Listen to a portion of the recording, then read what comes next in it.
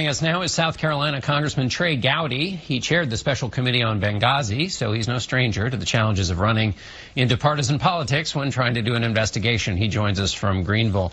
Congressman, I want to start with this question of unmasking that Chairman Nunes has brought up. Has he shown you any of what caused him to suggest that Obama officials doing surveillance captured some Trump campaign associates and then unmasked them in the process of investigating?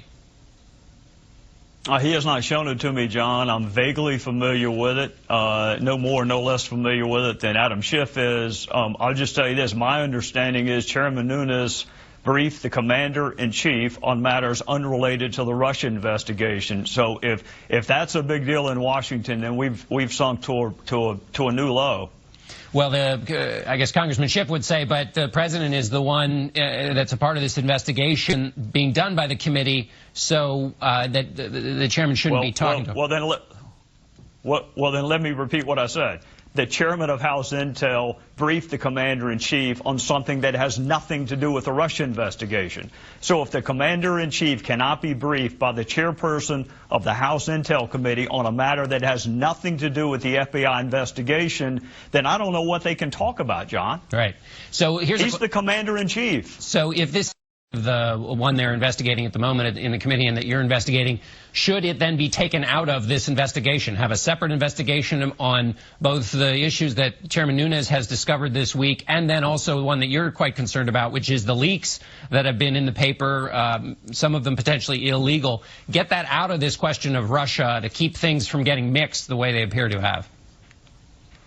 Well, they are separate, and I heard my friend from California mention an independent commission. Thank goodness we have one. It's called the FBI. The FBI has counterintelligence jurisdiction, and they have criminal jurisdiction. And what we learned on Monday, and it's about the only thing that we learned on Monday, was that the FBI is investigating both. They are the world's premier law enforcement agency. They are independent. You have women and men at the Department of Justice who have dedicated their careers to the blind pursuit of justice. It doesn't get any more independent than that. So we have an independent entity investigating counterintelligence and allegations of potential criminality. Let Congress do its job, which is provide oversight over the intelligence community. Do you have any sense from the chairman about the schedule of when this new information that we've been talking about here, this question of unmasking, when you might have enough information to make a judgment about whether this is in fact something that was done improperly, or whether, as Congressman Schiff said, this is just the normal procedures for going through unmasking? It's just one more reason to bring Director Comey and Admiral Rogers back on Tuesday. It's incredibly important. Adam is right. Adam is right that the incidental collection of U.S. persons happens. What I wish some of my friends on the other side would be a little more outraged about is the political use of that unmasking. So I understand we collect U.S. citizens, but we don't read about those U.S. citizens on the front page of the New York Times and the Washington Post. That, in addition to surveillance programs, is also a felony. So I hope that we learn more about that on Tuesday. All of this is important, John, every bit of it. Russia's not our friend. They attacked our democracy. I want to investigate every fact that is related thereto. But the felonious dissemination of classified information is the only thing we know for sure is a crime, and it would be nice if we showed the same level of interest in that. Let me ask you, you chaired a committee that got a lot of attention in the papers. What's your sense of the health of this committee? We've seen dueling press conferences. There's been a lot of accusations and passive aggression here. How healthy is this committee? I think it's fine. I actually think Chairman Nunes and Ranking Member Schiff are both good men, and I think they get along fine. I think what you learned Monday, because I heard the witnesses almost 100 times, John, say they could not answer the question in that setting.